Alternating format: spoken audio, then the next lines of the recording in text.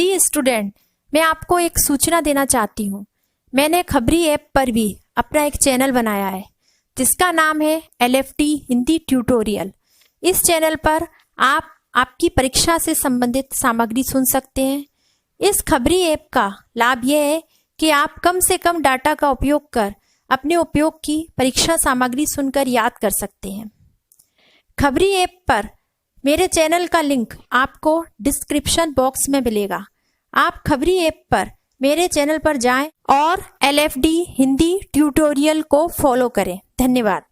Hello students, मेरे channel LFD Hindi and GK education में आप सभी का स्वागत है। और आज मैं कक्षा 8 के स्टूडेंट्स के लिए लेकर आई हूँ हिंदी का पाठ 6 भगवान के डाकिए। और ये एक पद्य पाठ है और इस पाठ के कवि हैं रामधारी सिंह दिनकर। इस पाठ को पढ़ाने से पहले मैं आप सभी से कहना चाहूंगी कि आपने अभी तक मेरे चैनल को सब्सक्राइब नहीं किया है तो प्लीज सब्सक्राइब कर लीजिए ताकि मेरे आने वाले हर नए वीडियो का लाभ सबसे पहले आपको मिल सके। तो चलिए बच्चों, शुरू करते हैं। पाठ 6 भगवान के डाकिए, जो कि एक कविता है, बहुत ही अच्छी, बहुत ही प्यारी कविता है। ये पक्षी और बादल ये भगवान के डाकिए हैं जो एक महादेश से दूसरे महादेश को जाते हैं। हम तो समझ नहीं पाते हैं मगर उनकी लाई चिट्ठियां पेड़ पौधे पानी और पहाड़ बाँचते हैं। इसका मैं आपको संदर्भ बता देती हूँ और साथ में प्रसंग भी बता देती हूँ। सबसे पहले हम पढ़ लेते हैं इसका संदर्भ। संदर्भ है प्रस्तुत पद्य पंक्तियां कवि रामधारी सिंह दिनकर द्वारा रचित भगवान के डाकिए कविता से ली गई है। अब आप लोगों को इसका प्रसंग भी बता देती हूँ। इसमें पक्षी और बादल के माध्यम से कवि ने यह स्पष्ट किया है कि मनुष्य इनके द्वारा लाए गए संदेश को पढ़ने में समर्थ नहीं है। अब इसमें जो कठिन शब्द आए हैं, एक तो है महादेश। इसका मतलब होता है विशाल देश से। जो देश बड़ा होता है उसके लिए कहा जाता है महादेश।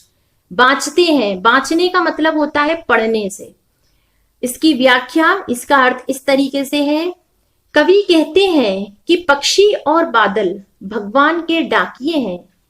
ये हमारे लिए संदेश लाते हैं, परंतु वह संदेश एक तरह से ईश्वर का संदेश होता है। ये डाकिए एक विशाल देश से, यानी एक बड़े देश से दूसरे विशाल देश तक ईश्वर का संदेश लेकर जाते हैं, परंतु इनके संदेश को हम लोग समझ नहीं पाते हैं। इनका संदेश प्रेम, एकता और समानता का संदेश होता है, जिसे पेड़ पौधे, नदियां और पहाड़ सरलता से पढ़ लेते हैं। मतलब हम लोग इस संदेश को नहीं समझ पाते। उसके अंदर प्रेम का भाव छुपा रहता है, एकता का भाव छुपा रहता है और सबको एक समान समझो, ये वाला संदेश रहता है।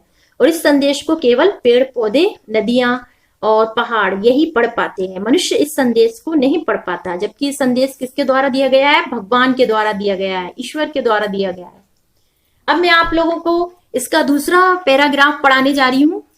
हम तो केवल यह आंकते हैं कि एक देश की धरती दूसरे देश को सुगंध भेजती है और वह सौरभ हवा में तैरते हुए पक्षियों की पांखों पर तिरता है और एक देश का भाप दूसरे देश में पानी बनकर गिरता है।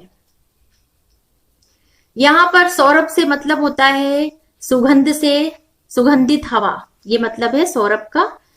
तो इसका प्रसंग बता देती हूं मैं पहले आप लोगों को। इन पंक्तियों में कवि ने बताया है कि ईश्वर तो हमें एकजुट रहने का संदेश देता है। ईश्वर ये चाहता है कि हम सब एक दूसरे को अपना भाई भाई समझें, पर हम उसे समझ नहीं पाते। इस संदेश को हम समझ नहीं पाते। जो संदेश ईश्वर भिजवा रहा है उसको हम बिल्कुल भी नहीं समझ पाते। इसकी व्याख्या इस तरीके से है। कवि कहते हैं कि पक्षी और बादल हमारे लिए जो संदेश लेकर आते हैं, हम केवल उसे अपने हिसाब से समझते हैं। फूलों की खुशबू हवा और पक्षियों के पंखों के सहारे एक देश से दूसरे देश तक पहुंचती है।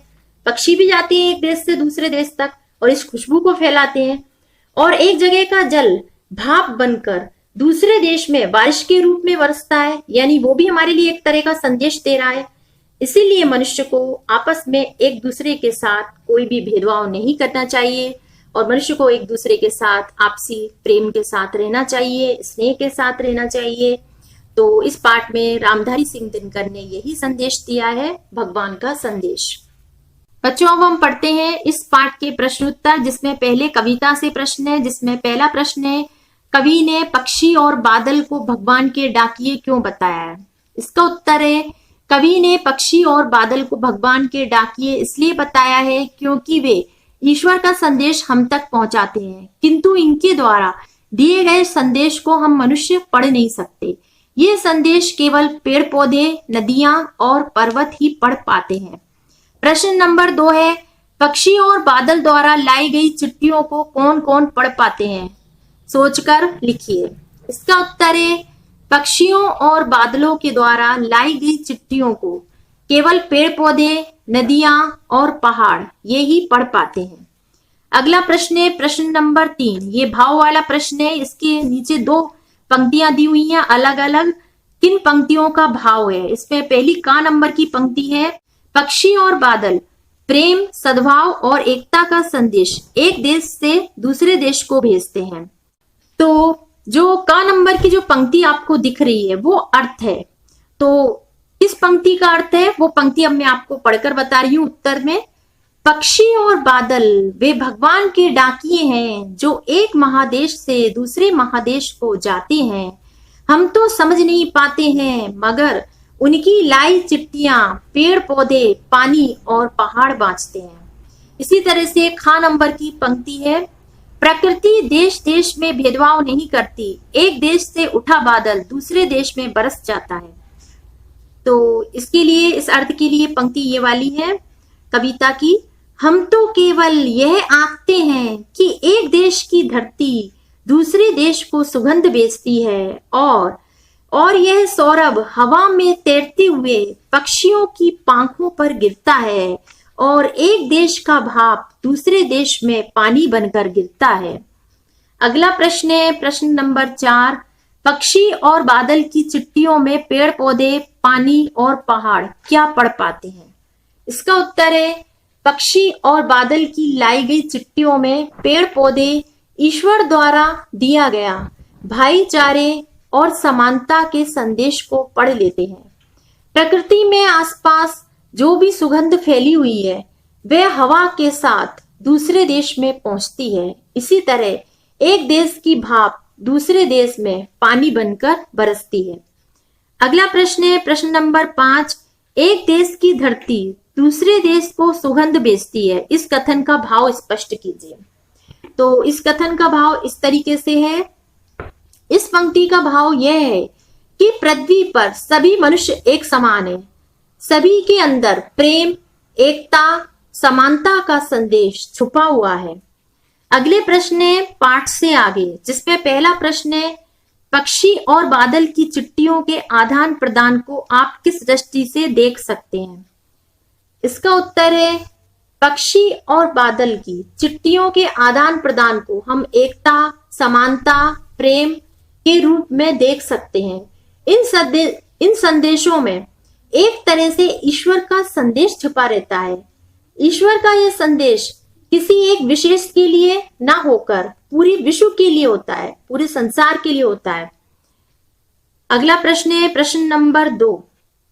आज विश्व में कहीं भी संवाद भेजने और पाने का एक बड़ा साधन इंटरनेट है। पक्षी और बादल की चिट्ठियों की तुलना इंटरनेट से करते हुए 10 पंक्तियां लिखिए। इसका उत्तर है, पक्षी और बादलों द्वारा भेजी गई चिट्ठियां ईश्वर की होती हैं। इन्हें मनुष्य पढ़ नहीं सकता। इन्हें प्रकृति के विभिन्न अंग जैसे पेड़ पौधे हैं, पानी है और पहाड़ वही पढ़ पाते हैं। इनमें जो संदेश रहता है वह प्रेम, भाईचारे का संदेश होता है। इसके विपरीत इंटरनेट से संदेश पूरे विश्व में भेजा तथा प्राप्त किया जा सकता है। इंटरनेट के संदेश व्यक्तिगत होते हैं, यानी एक व्यक्ति से दूसरे व्यक्ति तक पहुंचाए जाते हैं।